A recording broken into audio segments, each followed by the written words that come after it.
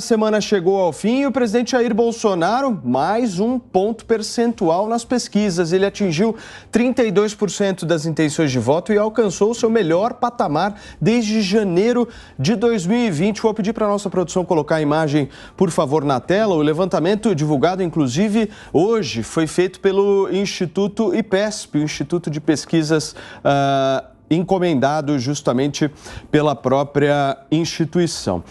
Os dados mostram um cenário relativamente semelhante. Temos aí Lula com mais de 40%, Bolsonaro com os seus mais de 30%, um cenário que ainda não alterou. Já vou pedir para a nossa produção colocar, por favor, o nosso time na tela. Afinal de contas, hoje temos Constantino, Serrão, Marco e Fábio Piperno. Primeiro, boa tarde para vocês todos. Hoje, sexta-feira, eu quero entender um pouco mais a respeito desses números que foram trazidos hoje aqui para a gente do Instituto IPESP. A gente tem aí uma observância de um certo crescimento do presidente Jair Bolsonaro dentro da sua margem de erro. Constantino, você acha que tem uma possibilidade de maior crescimento do que esse que nós estamos vendo agora? Boa tarde, Paulo. Boa tarde a todos. Sempre com a ressalva de que essas pesquisas são fotografias muito imperfeitas de um momento que ainda está muito distante da eleição.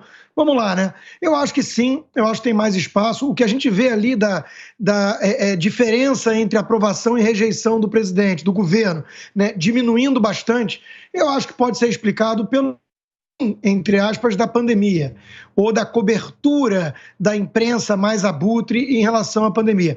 Houve, é inegável, um desgaste do governo durante a pandemia e aconteceu isso no mundo inteiro, né? As pessoas olhavam para quem estava no poder e, de alguma forma, há uma crença mágica muito comum de que o governo será sempre capaz de nos proteger, de fazer tudo.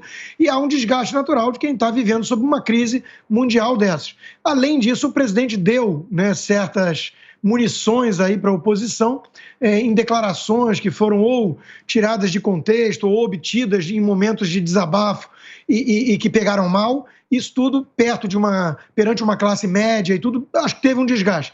Aí o passar do tempo mostra que ele tinha razão em alguns pontos, que as pessoas começam a cobrar a história dos lockdowns e tudo. O próprio Serrão lembrou no programa ontem aqui uma coisa que é importante nessa análise. Se é a pandemia que explica um desgaste tão grande do presidente, por que o Dória, que foi colocado como o gestor da ciência, o pai da vacina, ele está lá tão largado às traças nessas mesmas pesquisas? Então, não é apenas isso, mas eu acho que explica boa parte aí dessa mudança de gap, né, da rejeição versus aprovação que a gente tem visto no passado dos meses. E a tendência daqui para frente, eu acredito sim que é continuar essa, até porque a economia tende a melhorar um pouco na margem e isso vai contar pontos positivos para o governo. Muito bem, Serrão, eu queria trazer um bastidor aqui. Afinal de contas, o presidente Jair Bolsonaro esteve reunido hoje com o ex-presidente da Fiesp, Paulo Scaff, e alguns empresários. Essa reunião, esse almoço, tem algo a ver com a candidatura do Tarcísio? Saudações, meus amigos e amados haters. Tem, sim. Mas antes de chegar nesse assunto, vamos lembrar, hein? Hoje é um dia importante para a liberdade.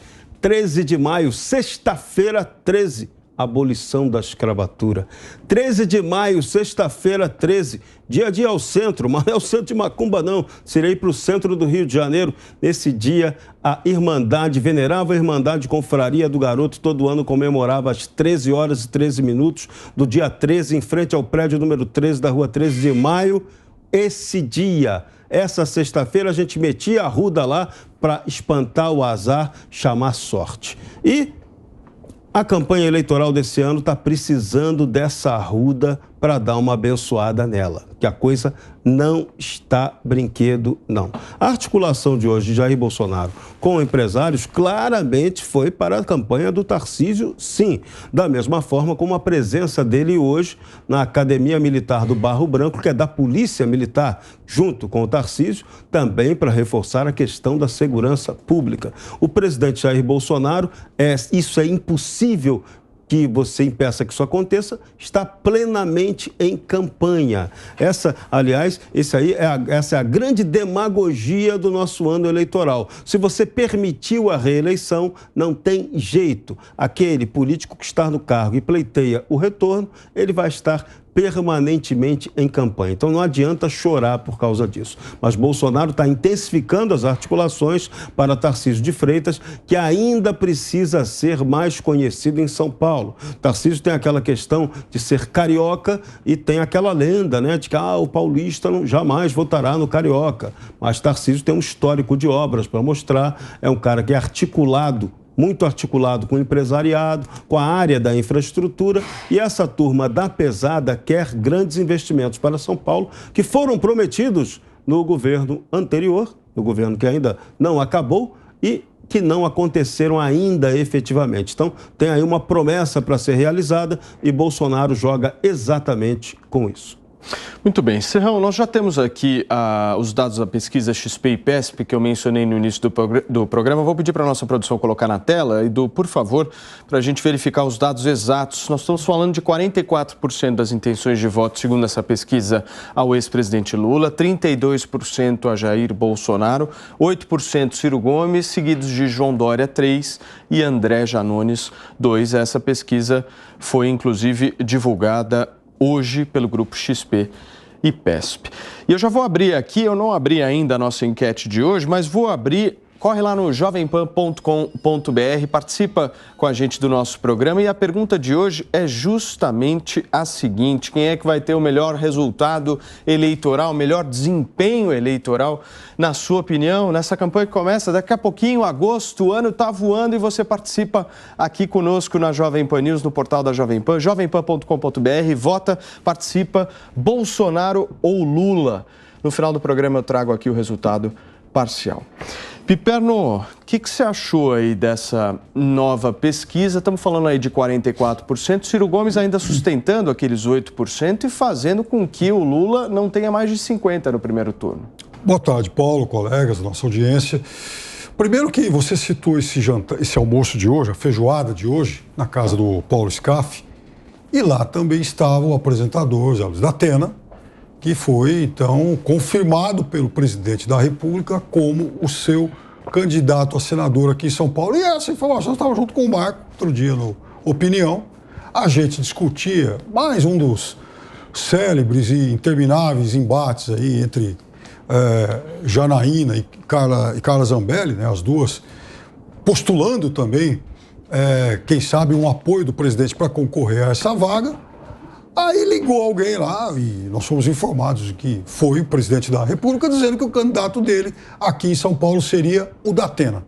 Então essa informação que hoje se espalha, que hoje foi ratificada, ela foi antecipada no Opinião 3 dias atrás.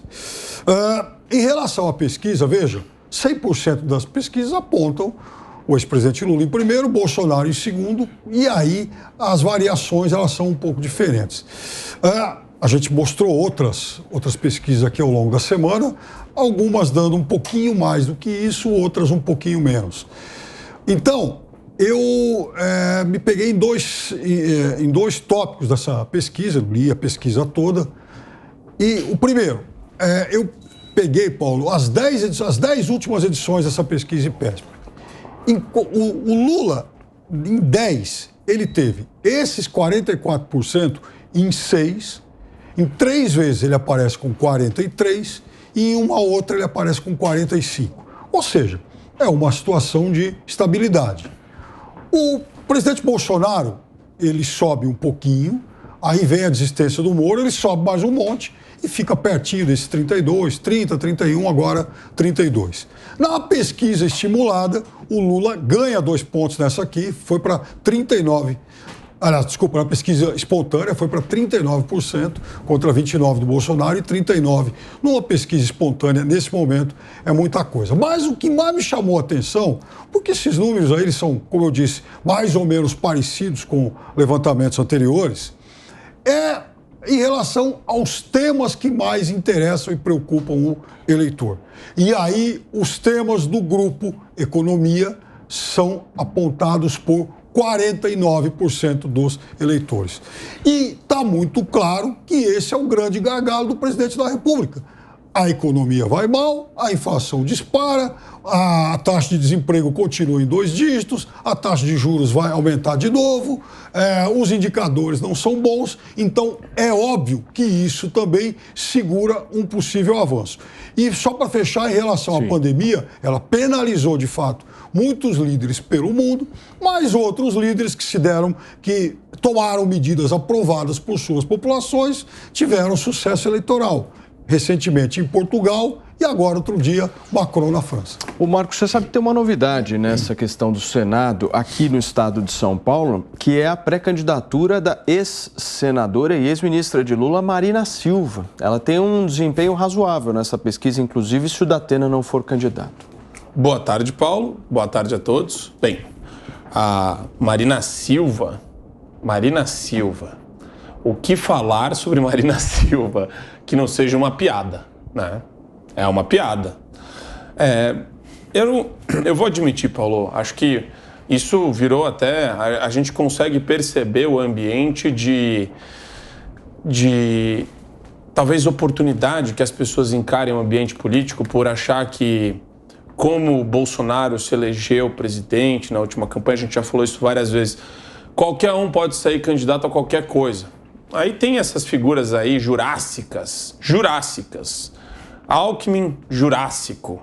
Marina Silva, então, nem se fala. Marina Silva teve, salvo enganos, o quê? Menos voto que o Cabo Daciolo, talvez? Menos voto que o Cabo Daciolo. Menos voto que o Cabo Daciolo. Foi. 21% em 2014 e 1% em 2018. Então fica uma situação meio patética. Quer dizer, de novo, essas pessoas que não têm um discurso claro e que ficam misturando. Esse negócio de misturar esquerda com direita não funciona. Você tem que ter uma visão de mundo clara, muito clara. Tem gente, essa tucanada aí, esse pessoal que ficava toda hora em cima do muro, cortando para os dois lados, esse pessoal vai desidratar de um jeito. Eu sinto que a mudança que vai vir aí para o Congresso Nacional provavelmente vai jogar candidatos para esse ambiente de polarização, mas muito mais atentos, agora pelo menos os eleitores, mais atentos às propostas de visão de mundo da pessoa. Então, é uma expectativa que eu vejo, né, que está ficando cada vez mais clara. Antigamente não se falava de maneira tão aberta e refreada sobre privatização. Hoje está pautado. Antigamente não se falava de maneira tão abertamente sobre ativismo judicial. Hoje está pautado. E quem não se posiciona de maneira inequívoca a respeito desses problemas e dessas situações, da necessidade de você... O Lula fala em crescer o Estado, em mais Estado. Se você tiver um político que fala em diminuir Estado, mas fica defendendo instituições estatais, você vai ter essa pessoa mandando sinais dúbios e provavelmente essa pessoa não vai ter êxito na urna, no final do dia. Então, eu enxergo que a polarização, o pessoal fala que ela traz um discurso muito virulento, um discurso muito ruim. Sim, quando você fica preso, às vezes, na bolha do Twitter, quando você fica preso, às vezes, na bolha das redes sociais. Mas eu acho que tem uma função didática, das pessoas pararem para olhar, meu Deus, o que significa você estar lá no Congresso Nacional e ter as suas prerrogativas desconsideradas por ministros do Supremo. Esse é um debate que, por mais que tivesse um criminoso lá dentro, um homicida, a gente não pautava isso com essa relevância. Hoje a gente está pautando crime de opinião de jornalista. A gente está pautando, de novo, acabar a aniquilação da prerrogativa da imunidade parlamentar de um deputado federal. Então, são temas muito essenciais à democracia e relevantes para o debate público. Deixa eu perguntar uma coisa para vocês, até pedindo uma análise de cada um a respeito dessa eleição específica do Senado aqui em São Paulo, que vai repercutir nacionalmente. O presidente Jair Bolsonaro tem algumas opções aí em frente. Tem Datena, Paulo Scaff, tem Janaína Pascoal, que se diz independente, não tem uma proximidade tão grande quanto esses outros dois candidatos atualmente com o presidente da República, e tem uma outra opção que já foi aventada, que é a deputada Carla Zambelli. Pensando eleitoralmente, vocês depositariam a confiança em quem, hein, Constantino? Qual desses nomes estrategicamente seria melhor para o presidente da República aqui em São Paulo? Olha, Paulo, eu acho que o presidente Bolsonaro tem mais experiência política do que eu. Então ele tem faro, ele tem tino político e ele entendeu, pelo visto, né, que apoiar o Datena tem aí um certo benefício, né, eleitoral. Eu acho que o Datena não é confiável.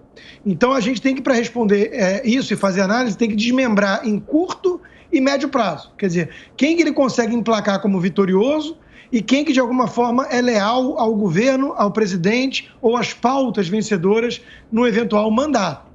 Né? Eu acho que o Datena pode se encaixar nessa primeira categoria. Ele está vislumbrando alguma coisa ali, o presidente Bolsonaro, que o Datena vai trazer nesse palanque aí para ele também. Eu acho que a médio e longo prazo, a Carla Zambelli tem dito que não é, a princípio, candidata ao Senado. Tem batido muita boca aí com a Tem uma mobilização Janaína, grande na internet, né? Consta em prol dela. Tem. Porque ela seria, sem dúvida, o nome mais alinhado ao do presidente, ao governo e tudo mais. Não tem a menor dúvida. Eu não desgosto, Paulo, e aí é uma coisa muito pessoal, né? Eu vejo que dentro da direita tem muita gente com desconfiança e tudo, mas eu não desgosto da Janaína Pascoal. Eu acho que ela tem lá um jeito, às vezes, meio esquisitão, a forma que ela compra certas brigas ou escolhe certas pautas, e ela, sem dúvida, é alguém independente. Ela não entrou na política para bajular qualquer tipo de governo ou presidente.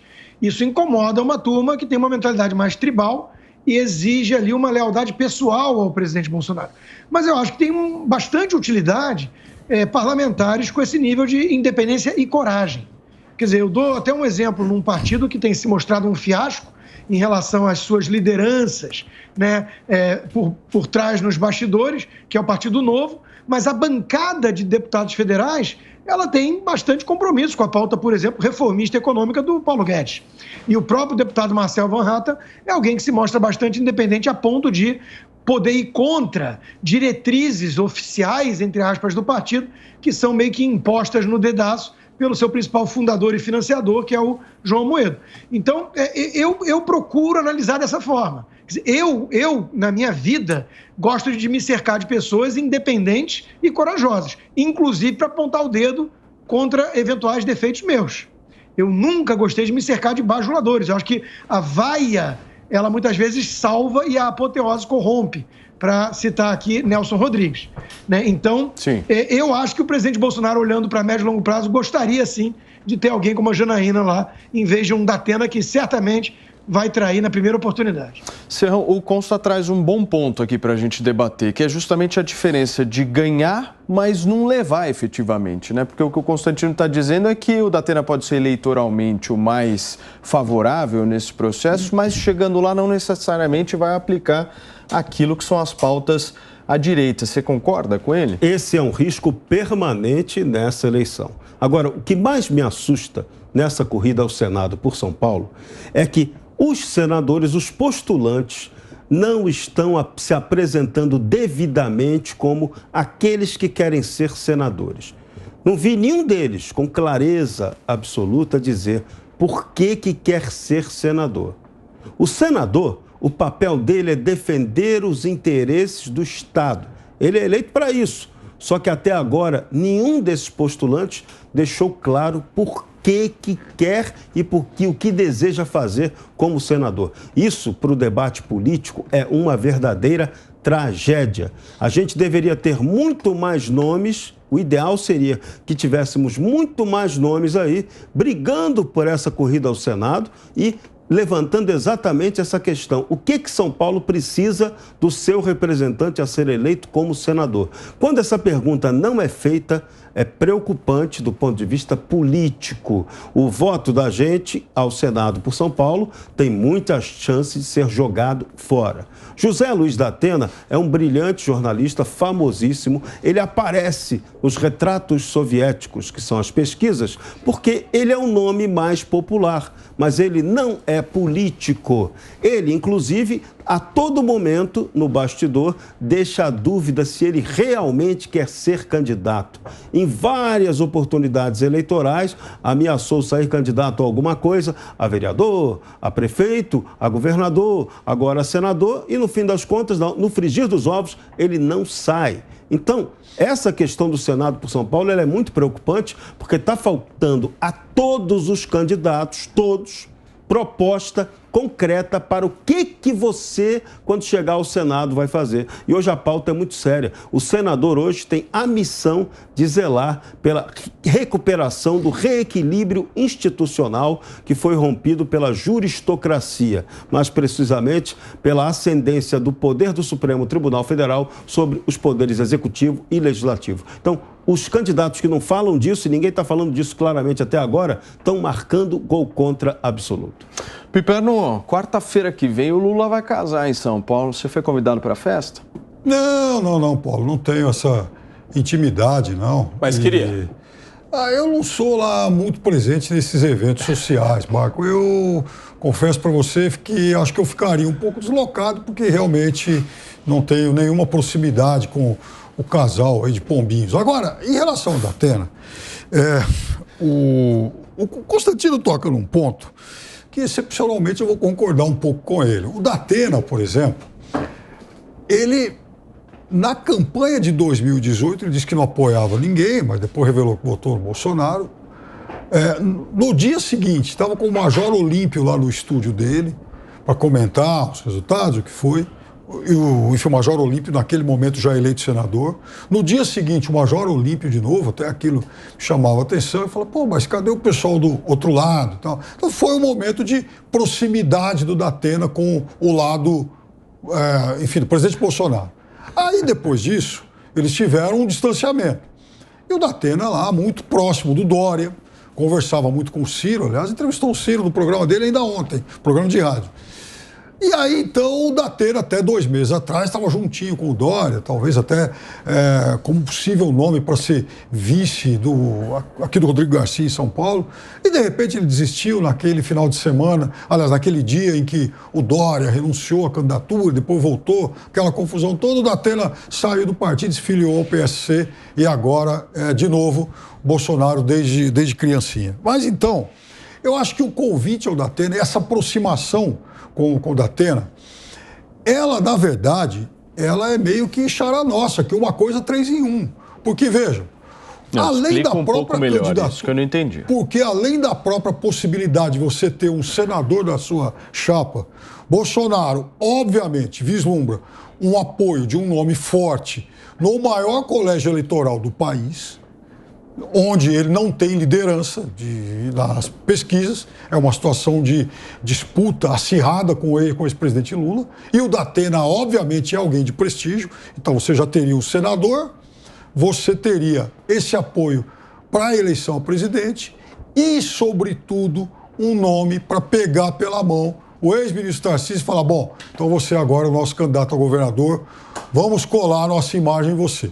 O Datena, mas essa é uma lógica para ganhar a eleição, não para governar. Não, é uma lógica para ganhar a eleição. É por isso que eu disse que eu concordei parcialmente com o Constantino, porque é um antídoto de curtíssimo prazo, válido até outubro. O que o Datena e quem o Datena apoiaria depois de outubro é uma outra conversa que eu não tenho bola de cristal e não vou aqui me atrever a tentar adivinhar. Agora, tem mais uma coisa também. Você tem a data do prazo justamente de desincompatibilização na televisão? Que eu acho que essa é uma data importante nessa história que a gente está discutindo. É o momento da convenção, né? Eu acredito que não, eu vou checar isso. Mas se eu não me engano é final de junho essa data, inclusive. 30 de junho, né? Se eu não me engano, eu vou checar aqui. Para televisão aberta. Não, mas veja, Paulo, se a convenção for, por exemplo, no dia 15 de julho, não há por que o cidadão se desincompatibilizar no dia 30 de junho, se talvez ele desista de ser candidato. Eu estou dizendo isso porque eu ainda não compraria com 100% de certeza a ideia do Datena de fato ser o candidato. E outra coisa. Eu também não. Favor, também apostaria que ele não vai ser candidato. Olha só para trazer a informação correta aqui. A partir do dia 1º de julho, ninguém pode estar apresentando nenhum programa de TV que justamente vá ser candidato. Então, o Datena hoje é apresentador e ele, caso seja candidato a senador, a partir de 30 de junho, ou seja, 1º de julho, ele já não pode, senão ele vai estar infringindo a legislação. Ou seja, ele tira férias junto comigo e você, Paulo Matias. É isso. Marco, vai lá. Então, o que me incomoda também no Datena é a falta de clareza discursiva, quando você fala em visão de mundo, né? Sabe, uma pessoa que votou no Lula pode falar que errou, pode falar que se equivocou, pode falar que se arrepende, Mas aí o discurso que ela tem que fazer a partir de um determinado momento tem que fazer sentido do ponto de vista lógico, né? Para hoje, qual é a pauta hoje? Defende uma pauta liberalizante, defende uma pauta de um Estado mais eficiente, menor, menos burocrático, mais inteligente, defende redução da carga tributária, né? Enfim, tem uma série de questões e fatores aí que devem ser sopesados. Agora, a gente não pode esquecer, e o Serrão falou disso agora há pouco, a pauta do impedimento. E agora eu gosto de ser muito taxativo. Tem que ser um impedimento de um ministro. O nome desse ministro é Alexandre de Moraes. Ele está dando de bandeja, ele está presenteando os senadores da próxima legislatura com um impeachment bonitinho, fechado. É só pautar. Pautou o impeachment, ele cai. Ele caiu, você já tem o sistema de freios e contrapesos. Marco, mas você vê, mas eu queria chamar o VAR sobre isso. Fazendo isso. Então, essa é a questão. A clareza moral, eu preciso ver nos candidatos essa clareza moral, de falar, sim, ele cometeu uma série de ilicitudes, abusou do poder dele, abusou da liturgia do cargo, rompeu com o poder executivo de maneira taxativa, sabe? Tá tudo bonitinho. A suspeição dele está clara no caso do Alan dos Santos e do Daniel Silveira. Está claro. Ele deu de presente isso daí. Agora, o Congresso, na figura do presidente do Senado, tem o Rodrigo Pacheco. Rodrigo ele já deixou muito claro isso daí. Desde o começo do ano, desde o meio do ano passado. Que ele não vai mexer. Então, o que tem que ficar claro agora é se o senador paulista e os demais senadores dos outros estados vai vir com essa pauta de tirar o Alexandre de Moraes do Supremo Tribunal Federal. Serrão. Por isso que eu quero chamar o VAR. Essa não deveria ser, do ponto de vista estratégico, uma pauta para o senador. A pauta da vingança não é boa, porque vingança pode gerar outros efeitos colaterais e a política é negociação e não vingança. Política é a arte do que fazer. Por isso que me assusta muito a pobreza do debate dos candidatos ao Senado. Estou falando aqui especificamente de São Paulo, mas essa queixa pode valer para os outros estados também. Os senadores postulantes ao Senado não estão deixando claro o que eles vão defender. E é isso que você, cidadão eleitor contribuinte, tem que cobrar desse candidato. Tá? O cara não vai para o Senado para se dar bem, não vai para o Senado para armar vendetta contra o Supremo Tribunal Federal. Ele vai para o Senado para defender os interesses do seu Estado. Então, pergunta para esse cara o que ele pretende fazer. E ninguém está respondendo isso. Isso é assustador, lamentável, isso aí é a morte da política.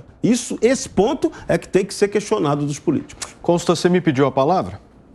Pedi para discordar do Serrão quando ele usou a palavra vingança, né? Eu não vejo como vingança isso. Eu concordo mais com o Marco Antônio, que é uma questão chave hoje no Brasil, essencial, você colocar um freio no arbítrio supremo. Isso hoje passou a ser a grande pauta, né? Veja, por exemplo, o caso do senador Girão, Eduardo Girão, do Ceará. Ele tem divergências com a base bolsonarista em muitos aspectos, ele é desarmamentista e tudo mais, ele não é confiável sob a ótica tribal que muitos bolsonaristas adotam, mas ele é independente e corajoso, como eu acho que seria, por exemplo, uma Janaína Pascoal, e ele está peitando essa juristocracia. Ele tentou convocar o Alexandre de Moraes, ele tentou CPI da toga, ele tentou um monte de coisa, ele está se mobilizando para funcionar no Senado como o instrumento institucional, constitucional, de freios e contrapesos. O Lazier Martins também está fazendo isso pelo Paraná. O Lazier Martins também, e tem uma visão muito mais progressista, muito mais esquerdista, né, do que eu. Então, é exatamente isso. O que me leva, Serrão, à conclusão de que essa é a agenda. Porque não adianta a gente discutir aqui interesse do Estado, uma coisa mais econômica, uma outra pauta qualquer, e continuar vivendo num ambiente de perseguição, de ausência de Estado de Direito. Então, para mim, eu acho que se eu hoje estou no meu Rio de Janeiro e estou vendo ali candidatos ao Senado, eu acho que eu seria uma pessoa de uma pergunta. Eu sento ali com um candidato e falo, o que você pensa sobre o STF, o que você quer fazer lá em relação a esses ministros? acabou. Dependendo da resposta, eu descarto ou levo a sério. Eu Então, calibraria o discurso, que eu acho que o termo usado tem que ser o que eu falei na primeira fala. É o reequilíbrio da questão institucional. Então, não pode ter um judiciário isso não é mandando no resto. Isso está acontecendo e não pode acontecer. E cabe ao Senado ser o freio disso. Só que não está sendo. Está sendo covarde e omisso. Então eu concordo nesse ponto. Agora tem que saber o que se fala, porque senão a gente alimenta a guerra do Supremo, o Supremo vem com mais ódio para cima da gente. Isso não vale, isso não é bom. Paciência, se eles estão escancarando que é uma ditadura, como está na capa da Revista Oeste hoje, ditadura disfarçada, se eles não conseguem nem mais disfarçar daqui a pouco, aí todo mundo vai ver. E aí as coisas que eu e alguns outros falamos por aí não vão mais parecer tão polêmicas assim. Então eles têm um custo de dobrar a aposta. Agora, o ponto é o seguinte, o ponto é que esse é um instrumento de freio e contrapeso que temos. Então, a vingança, na verdade, eu enxergo do ministro Alexandre de Moraes em relação a bolsonaristas, ao deputado Daniel. Eu não quero vingança, eu não tenho nada pessoal contra o ministro Alexandre, eu não sei nada da vida dele, eu não sei como ele é como pessoa, aliás, como constitucionalista, me parecia muito bom. Basta usar o livro dele contra ele hoje. Então, eu não tenho nada pessoal contra o ministro Alexandre. O que eu quero é que ele não leve nada pessoal que ele possa ter contra alguns bolsonaristas adiante como ministro de uma Corte Suprema. Então, eu não quero vingança nenhuma contra ministro, não. Eu quero jogar dentro das 4 linhas da Constituição. É só isso. Piperno. Não, o ministro Alexandre de Moraes, inclusive, era uma figura muito odiada pela esquerda, não só quando foi secretário de Estado aqui em São Paulo, mas no começo, logo depois da posse no STF, que tomou, inclusive, algumas decisões contrárias aí aos interesses do ex-presidente Lula. Mas eu acho que eu entendo que essa seja, sim, uma pauta do bolsonarismo raiz, que tem todo o direito de fazer essa defesa, porque eu penso totalmente diferente em relação à atuação, não só dele, mas de todo o Supremo. O Piperno, acho que essa pauta não é só bolsonarismo do raiz. Dos lava-jatismo também, viu? Não, sim, isso foi. Muita gente que foi pra rua também pede. Mas aí que tá o negócio. Então, eles não têm, eles não têm, digamos, uma trajetória linear em suas posições. Porque, por exemplo, o Fachin, que hoje é outro nome, odiado aí pelo bolsonarismo raiz, no tempo do auge lá da Lava Jato, era aquele cara que, segundo a Vaza Jato, né, foi tema de muitos elogios daquelas conversas, inclusive lá com a rima paupérrima lá do o Fachin é nosso, tinha isso. Ele, o Barroso, o Lux, eu não vou te deixar numa... Eu não vou te deixar numa saia justa de perguntar de um colega nosso aqui da emissora. Por exemplo, o Guilherme Fiuza, que é alguém mais independente, eu desconheço, que não tem nenhuma tribo e nunca teve. Né? Eu não vou perguntar se você acha que ele é um bolsonarista raiz. Não. Mas vamos falar então, já que eu mencionei a Revista Oeste, da capa assinada pelo J.R. Guzzo.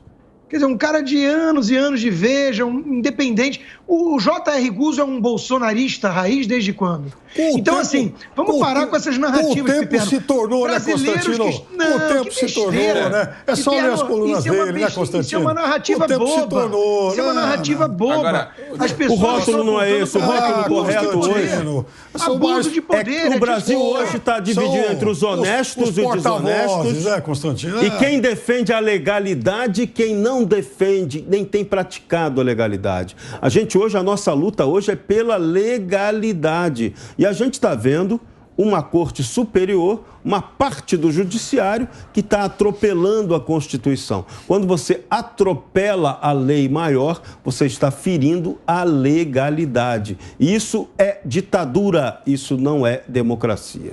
Fala, Marco. Paulo, uma coisa que eu acho engraçado no discurso do Piperno é que ele é cambiante, ele é meio volúvel em algumas questões. Né? Eu preciso analisar. Então, o Piperno ele fala muito, é legítimo a pauta do bolsonarismo raiz. Ele falou isso agora. Só que daí, a hora que você tece críticas duras à atuação do Supremo Tribunal Federal, à instituição, ele começa a falar em ataques ao Supremo Tribunal Federal. Ele começa a falar em ameaça à democracia. Ele começa a usar o discurso da utilização dos mecanismos de freios e contrapesos como ameaça à democracia. E quando a população se manifesta, às vezes de maneira mais assertiva, mais contumaz, mais severa, isso é golpismo, o ovo da serpente está aí. Então, tem que tomar muito cuidado. Toda hora eu vejo a esquerda fazer isso. Ela brinca, ela te dá um trocado. Ela fala, essa pauta é legítima do bolsonarismo raiz. Só que daí ele pega o mesmo fato, a mesma situação hipotética, a mesma crítica dura que a gente faz para o papel do Supremo Tribunal Federal e de seus integrantes e fala, putz, isso é golpismo. Agora não, isso depende muito de quem fala. Então ele escolhe a pessoa que está fazendo o discurso e fala, isso é legítimo. Por quê? Porque às vezes a pessoa não representa nada, ou é um debate que a gente estava tendo aqui sem personificar alguém. Agora, se é o Bolsonaro falando isso, é golpismo.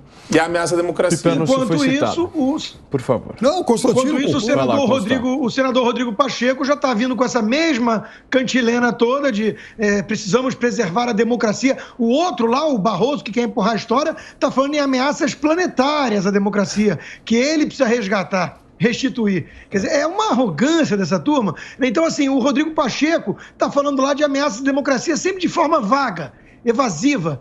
Eu quero saber o seguinte, eu perguntei no Twitter dele, felizmente não está mais fechado, né? Um representante do povo, né? Presidente do Congresso, eu perguntei a ele assim, senador, com todo respeito, né, o senhor está se referindo a algum abuso supremo ou alguma ameaça lulista? Porque eles jogam no ar essa coisa de ameaça à democracia e isso tem servido como uma cortina de fumaça para os verdadeiros golpismos.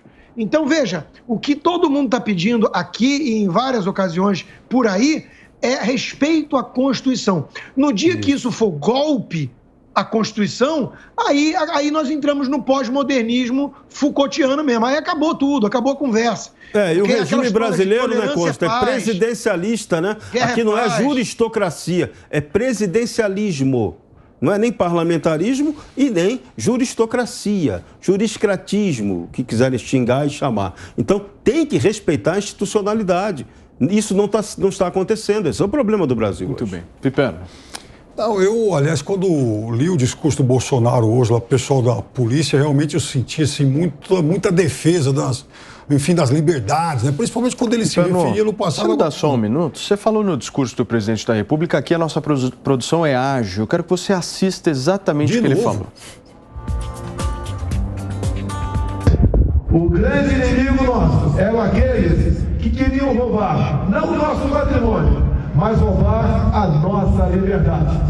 Hoje não é diferente. Nós, pessoas de bem, civis e militares, precisamos de todos para garantir a nossa liberdade. Porque os marginais do passado, hoje o uso de outras armas, também em gabinetes com ar-condicionado, visando roubar a nossa liberdade. E começam roubando a nossa liberdade de expressão. Começam fustigando as pessoas de bem, fazendo com que elas desistam do seu propósito. Nós, Forças Armadas, nós, Forças Auxiliares, não deixaremos que isso aconteça. Nós defendemos a nossa Constituição, a nossa democracia e a nossa liberdade. Muito bem, tá aí a fala do presidente da República hoje na Academia do Barro Branco, aqui em São Paulo, na formatura de oficiais da Polícia Militar. Piperno, o senhor ouviu? Mudou de opinião ou não? Não, ouvi de novo, né? Porque eu já tinha assistido mais cedo isso, né? E ele fala muitas vezes em ladrões da liberdade. Veja só quem fala, meu Deus do céu. É como se o Alibaba fosse criticar os 40 ladrões agora. Quer dizer, ele era da turma que roubou as liberdades, da turma que estuprou as liberdades. Ele era dessa turma. E como é que ele vem com a maior cara lisa falar isso agora? Mas, Marco, voltando ao assunto. Sim, senhor. Não tem nada de cambiante no que eu disse. O que eu falei é o seguinte, é uma pauta legítima do bolsonarismo raiz, sim. Eu discordo da pauta, mas quem sou eu para tentar amordaçar alguém? A pauta de vocês, fiquem com ela, perfeito.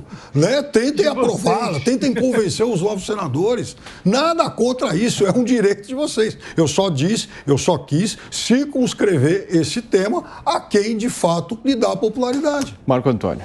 Não, de novo, enfim, é que o Piperno ele tem uma maneira de defender as suas ideias, uma retórica que é um pouco evasiva. Ele dá uma fugidinha de vez em quando. Fugir? Você quer que eu repita? Não, você chama toda hora o Bolsonaro de genocida, golpista e tal. E daí o Lula, quando não sou só eu, né? Não, quando o Lula defende os regimes ditatoriais e tal, você não fala nada. Você queda silente.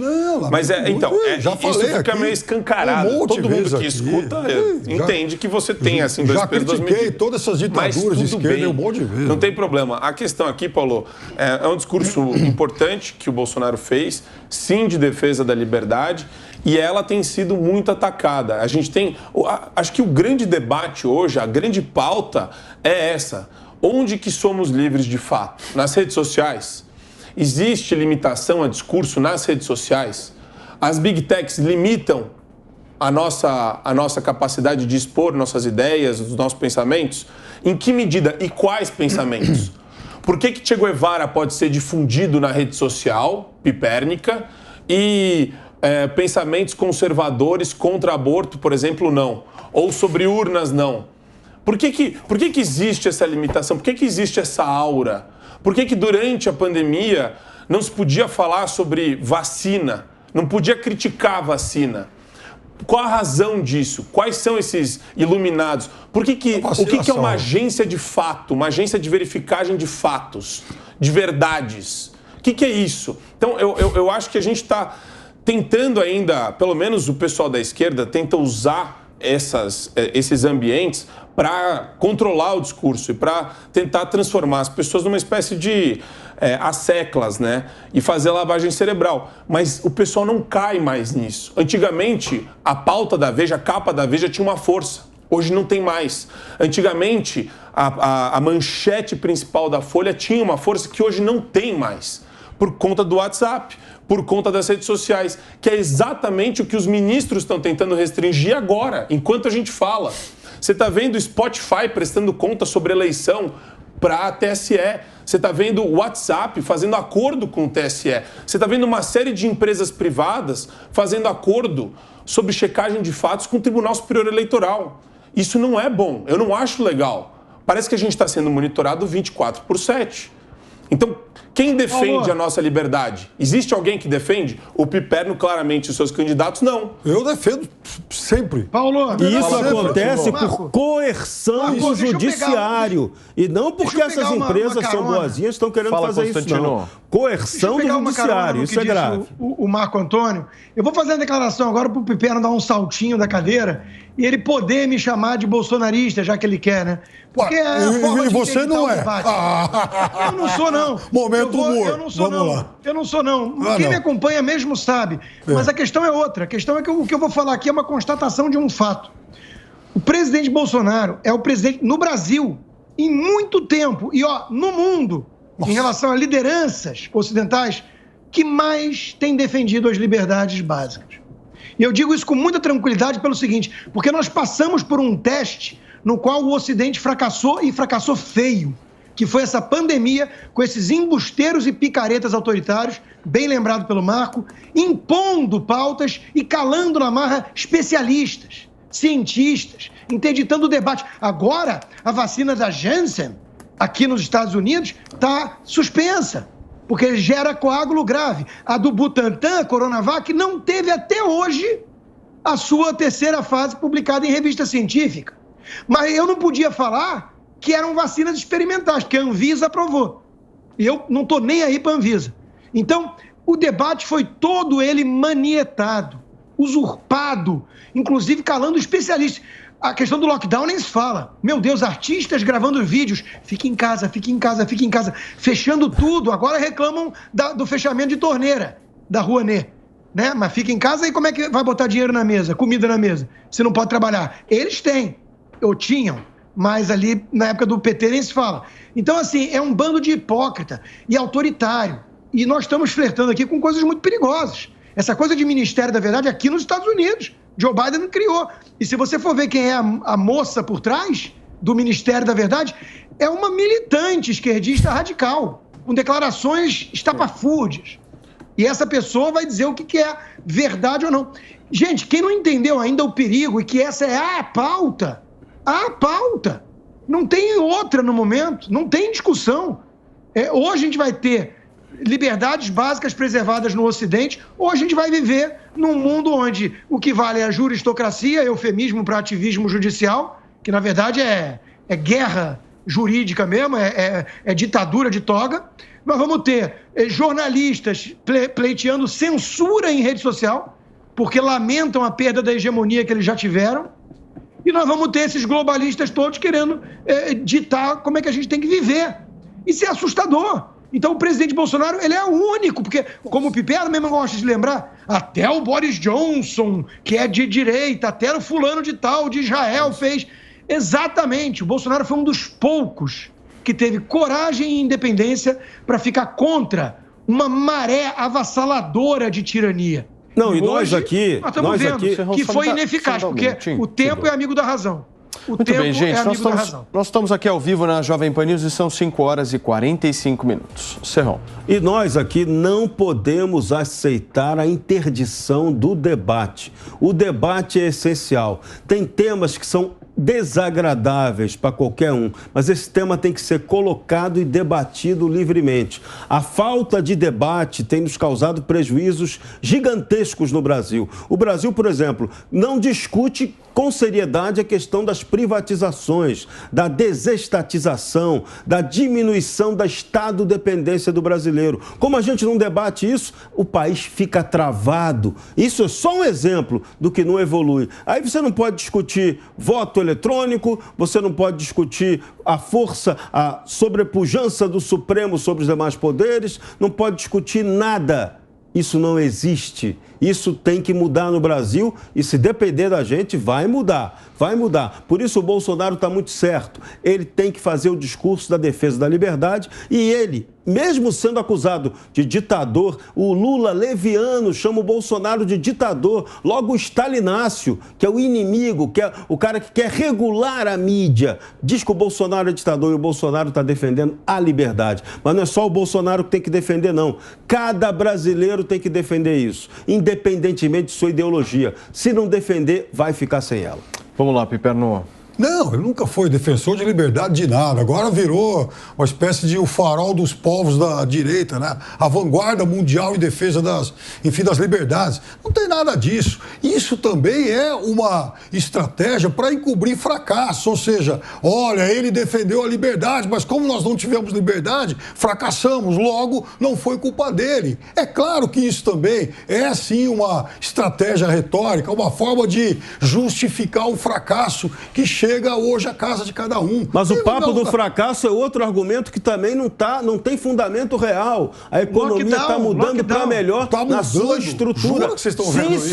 Sim, senhor. Sim, senhor. Você espera que você vai ver. Agora, então, você analisar no curto prazo e analisar na retórica da campanha contra o presidente, então eu vou ter que esperar. É muito fácil. Ou seja, então aí você usou o verbo correto. Então espere. Não, mas não espere muito não, porque ela já está acontecendo. A realidade hoje não já está acontecendo.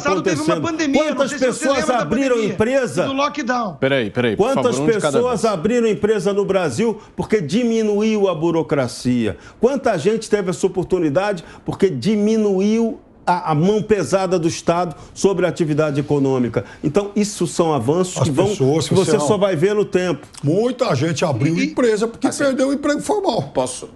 Só um minuto. Perdeu o emprego formal porque a corrupção matou com esses empregos. Só lembrar, a pandemia acabou de botar a tampa no caixão. Vamos lá, Constantino. Eu gosto de lembrar sempre daquele país que a mídia pipérnica finge que não existe mais, que é a Argentina, lulista. Tem um governo lulista lá. Voltou o fetiche inflação prevista para esse ano. Tava demorando. 70%. Mas quando a Tabata Amaral vai falar de salário mínimo no Brasil ou de inflação, ela esquece a existência da pandemia. É verdade. E da Argentina. Só um minutinho, Piperno. E da Argentina. Peraí, olha só, nós estamos ao vivo aqui na Jovem Pan News nesta sexta-feira, no nosso 3 em 1, conversando um pouquinho aí sobre tudo o que acontece hoje na política, essa polarização entre Bolsonaro e Lula. São 5 horas e 48 minutos. Você queria falar, né, Piperno? Da Tabata ou não? Posso falar? Você quer falar ou você deixa o Marco falar? Você vai defender a Tabata. Eu não vou nem falar da Tabata. A esquerda limpinha. A esquerda limpinha. Nem a esquerda. Então vamos lá, Marco. Não é a esquerda. Tabata na esquerda. Tá bom, então. Hoje, no Pânico, a gente entrevistou um brasileiro que está morando na China e ele está preso lá em Xangai, nesse lockdown de 43 dias. É até engraçado que eu senti que ele não se manifestou muito, até não fez críticas ao Partido Comunista Chinês, parece ele que não é maluco. represália. Ele não é maluco. Mas o que eu achei interessante, Paulo, é o seguinte, num momento da entrevista ele falou: o governo dá de vez em quando, é uma cesta básica, uma vez por semana, mas de vez em quando tem carne, de vez em quando não tem nada direito ali, tem um miojão. Agora, o mais engraçado disso daí é, quem não economizou, ele falou, né? Quem não economizou antes de fechar, agora tá tendo que se virar. Ou seja, se ferrou, né? A pessoa levou um ferro danado do Estado. O lockdown, acho que, assim, não precisa de um cientista social, não precisa de um pós-doutor, não precisa de ninguém. Precisa só do pastor, não precisa de ninguém messiânico Marco Antônio. Não precisa de ninguém inteligente, Paulo, para entender que quando você trava a pessoa na casa dela e você impede ela de sair, você lacra o comércio dela, a lojinha dela do comércio, acabou a vida dela. É tão fácil de falar, de ilustrar isso daí pro Pipera, eu não sei como é que ele não consegue entender. Olha, Marco, então, quando você fala que o lockdown é o que gerou essa deterioração do ambiente econômico brasileiro, junto com inflação, aumento de juros, assim, nada é mais... Aqui a correlação tá clara e o Pipera, infelizmente, não enxerga. Acho que é um problema de enxergar por conta de questão ideológica. Vamos ele lá, não enxerga uma questão ideológica. Olha, Marco, eu vou falar uma coisa. Você está me obrigando a reler. Eu vou começar a reler os Sertões, vai dar um trabalho danado. Sabe por quê? Você está me parecendo uma espécie de Antônio Conselheiro dos Jardins. Um negócio impressionante. Mas eu quero dizer para você o seguinte. Você vai longe, hein, Vitor? Você sim vai muito longe, né? Porque... Mas agora, é claro que lockdown, quando você fecha qualquer região, qualquer cidade, qualquer estado, é óbvio que isso vai ter um impacto na economia. Só que naquele momento, se não faz isso, teria um impacto maior nas nossas vidas. É o que o mundo todo, 99%, né, do mundo fez. Né? Agora, alguns fizeram com maior ou menor rigor. Só que tem uma coisa, o Brasil estava entre esses 99 e o Brasil sai pior do que um monte. É isso que tem que ser debatido. Culpa do Dória. Eleição. O Pedro Halal, que a gente entrevista de vez em quando no jornal, teve a cara de pau de responder para mim que não teve lockdown no Brasil. As narrativas vão fluindo. Eles falam que foi levinho, como se não fosse um lockdown. Fala isso para quem foi à falência, né? Talvez. Fala isso. Agora, perdeu o emprego. Pipiano, atingiu 1 milhão de mortes aqui, viu? Eu vi. Continua morrendo 100 mil pessoas a cada trimestre. Porque tem um monte de gente que não quer saber de se vacinar, né? Aí a chance de morrer é maior. A culpa é da vacina agora. Engraçado que na África não tá morrendo tanta gente.